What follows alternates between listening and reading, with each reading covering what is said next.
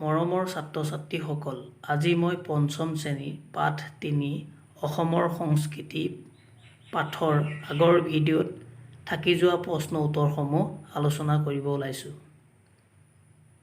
৪ number প্ৰশ্ন, অসমীয়া সংস্কৃতি বুলিলে কি বুজা? উত্তৰ: অসম ৰাজ্য বিভিন্ন জাতি-জনজাতিৰ মিলনভূমি। প্ৰতিটো জাতি-জনজাতিৰ নিজা নিজা একোটা সংস্কৃতি আছে যদিও নদীৰ পানী বৈ গৈ সাগৰত পৰাৰ দৰে সকলো জাতি-জনজাতিৰ সংস্কৃতিৰ সংমিশ্ৰণ হৈ আমাৰ বৃহত্তৰ অসমীয়া সংস্কৃতিৰ সৃষ্টি হৈছে। গতিকে অসমীয়া সংস্কৃতি বুলিলে আমি উমৈহতীয়া সংস্কৃতিৰ কথাকে বুজোঁ। ৫ নম্বৰ প্ৰশ্ন, অসমীয়া সংস্কৃতিক অধিক শক্তিশালী ৰূপত গঢ়ি তোলা মহাপুৰুষগৰাকীৰ নাম কি? মহাপুৰুষগৰাকীয়ে আগবঢ়োৱা অৱদানসমূহ কি কি?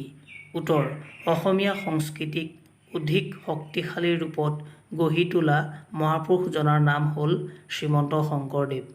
মহাপুৰুষ শ্ৰীমন্ত শংকৰদেৱে অসমীয়া সংস্কৃতিৰ বিভিন্ন দিশত অৱদান আগবঢ়াই থৈ গৈছে। যেনে নামঘৰ, সত্ৰ, চিঞজাত্ৰা, ভাওনাৰ লগতে খোল, তাল আদি সৃষ্টি কৰি অসমীয়া সংস্কৃতি চহকী কৰি থৈ গৈছে। তেওঁ বৰগীত, ভটিমা আদিৰ লগতে নাম প্ৰসংগ আৰ্হিৰে কীৰ্তন আৰু গুণমালা পুথি ৰচনা কৰি গৈছে। মহাপুৰুষ শ্ৰীমন্ত শংকৰদেৱে কেইবাখনো গ্ৰন্থ ৰচনা কৰিছিল। যেনে হৰিশ্চন্দ্ৰ উপাখ্যান, ৰুক্মিণী হৰণ আদি কাব্য, ভক্তি প্ৰদীপ, ভক্তি ৰত্নাকৰ আদি ভক্তিতত্ত্বমূলক গ্ৰন্থ, ভাগৱতৰ প্ৰথম, দ্বিতীয়, ষষ্ঠ, অষ্টম, দশম, একাদশ, দ্বাদশ আৰু উত্তৰাখণ্ড ৰামায়ণ অনুবাদমূলক গ্ৰন্থ। গতিকে ইয়াৰ পৰা বুজিব পাৰি অসমীয়া সংস্কৃতি অধিক শক্তিশালী ৰূপত গঢ়ি তোলাত মহাপুৰুষ শ্ৰীমন্ত শংকৰদেৱৰ অৱদান অতুলনীয়।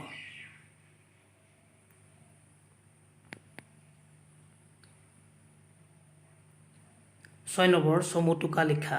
ক. উৎসৱ পাৰ্বণ। উত্তৰ: প্ৰতিটো জাতিৰে নিজৰ নিজৰ উৎসৱ পাৰ্বণ থাকে।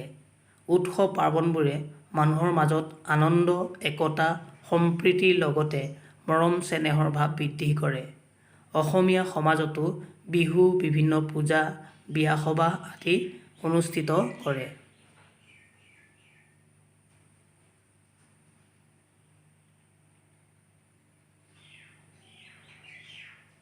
খ. বাদ্যযন্ত্ৰ।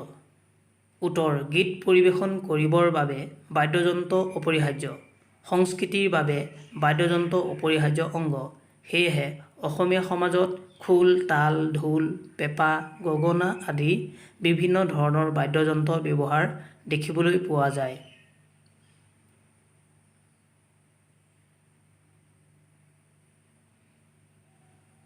গ. নৃত্য-গীত। উত্তৰ: নৃত্য-গীত অসমীয়া সংস্কৃতিৰ এক অবিচ্ছেদ্য অংগ।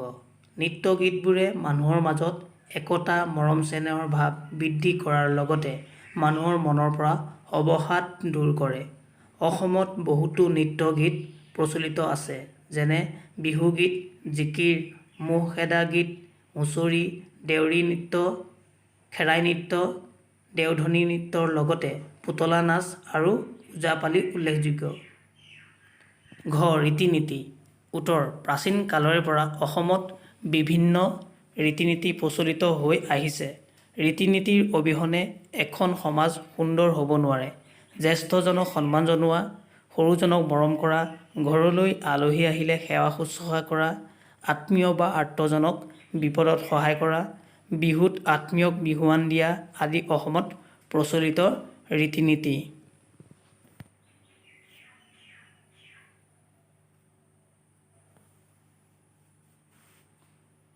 ভাল পালে মোৰ চেনেলটো লাইক, কমেণ্ট আৰু শ্বেয়াৰ কৰিব। লগতে পিছৰ ভিডিঅ'বোৰ চাবলৈ মোৰ চেনেলটো ছাবস্ক্ৰাইব কৰিব।